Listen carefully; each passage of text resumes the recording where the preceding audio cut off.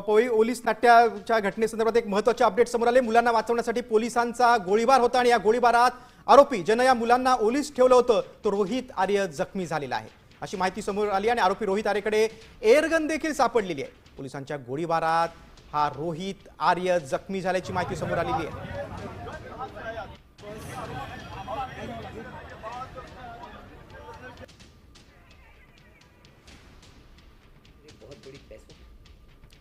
एकूण 19 जणांना या रोहित आर्यानं ओलीस ठेवलं होतं। त्यामध्ये 17 मुलं होती, एक ज्येष्ठ नागरिक होता, एक सिव्हिलियन होता। मात्र या मुलांना वाचवण्यासाठी जेव्हा पोलीस इथे पोहोचले तेव्हा पोलिसांना गोळीबार करावा लागला। या गोळीबारात हा आरोपी रोहित आर्य जखमी झालेला आहे। इमारतीच्या बाथरूममध्ये घुसून पोलिसांनी ही कारवाई केलेली आहे। मात्र या कारवाई दरम्यान पोलिसांना गोळीबार करावा लागला आणि या गोळीबारामध्ये रोहित आर्य जखमी झाल्याची माहिती समोर आली आहे। रोहित आर्यकडे एक एअरगन देखील होती अशी माहिती मुंबई पोलिसांनी दिलेली आहे। प्रत्युत्तरादाखल पोलिसांच्या गोळीबारात रोहित आर्य जखमी झालेला आहे।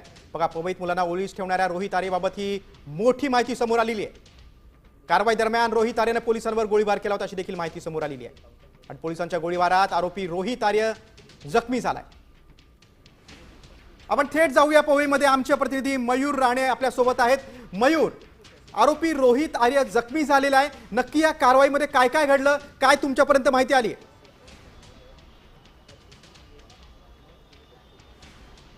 नक्कीच आरोपी रोहित आर्य हा जखमी झालेला आहे। क्रॉस फायरिंग मध्ये त्याला देखील गोळी लागलेली आहे। मी सध्या त्याच विभागात पाहू शकता।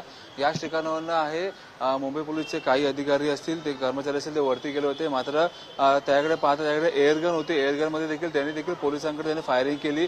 त्याच्यामध्ये पोलिसांनी देखील फायरिंग करण्यात आलेली आहे। मात्र त्या फायरिंग मध्ये आरोपी आर्य आहे त्याला तो गंभीररित्या जखमी झालेला आहे। त्याला आता जवळच्या रुग्णालयात दाखल करण्यात आलेला आहे। मात्र इथे पाहायला गेलो तर काही मुलं देखील होती, त्यांना देखील आता सोडण्यात आलेलं आहे। पोलिसांना यश आलेलं आहे। मात्र आरोपी आर्य आहे तो गंभीररित्या जखमी झाल्यामुळे इकडील वातावरण तुम्ही पाहू शकता की पूर्णपणे बदलण्यात आलेलं आहे।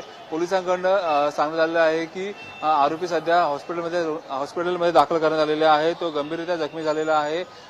इकडचे बंदोबस्त देखील सध्या वाढवण्यात आलेला आहे। मुंबई पोलीस असेल, क्राईम ब्रांचची टीम असेल, पोलिसांच्या काही तुकड्या असतील, त्या सध्या आता घटनास्थळी दाखल झालेल्या आहेत। या ठिकाणावर मुंबई पोलिसांचे काही अधिकारी पायपाद्वारे वरती गेले। त्यानंतर आतमध्ये घुसल्याच्या नंतर त्या मुलांना आहे ते सध्या रेस्क्यू करण्यात आलेलं आहे। या ठिकाणची परिस्थिती पाहायला गेलो तर त्या मुलांना आधी जी मुलं होती ते इथे नाटक करण्यासाठी प्रॅक्टिससाठी येत होती। मात्र त्यांना आज दुपारच्या सुमारास बाहेर न सोडल्यामुळे पालकांना काही संशय आला। त्यामुळे पालक इथे जेव्हा जमा झाले तेव्हा त्यांना खिडकीमधनं मुलं असे हात दाखवत होती।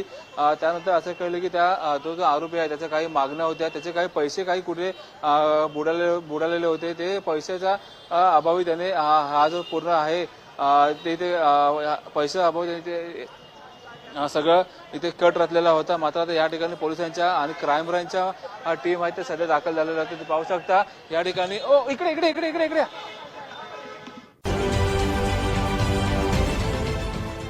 देश विदेशातील प्रत्येक घडामोडींचे लाईव्ह अपडेट मिळवण्यासाठी आता साम टीव्हीच्या सर्व सोशल मीडिया प्लॅटफॉर्मला लाईक, फॉलो आणि सबस्क्राईब करा। तसंच सर्व नोटिफिकेशनसाठी बेल आयकॉन प्रेस करायला विसरू नका।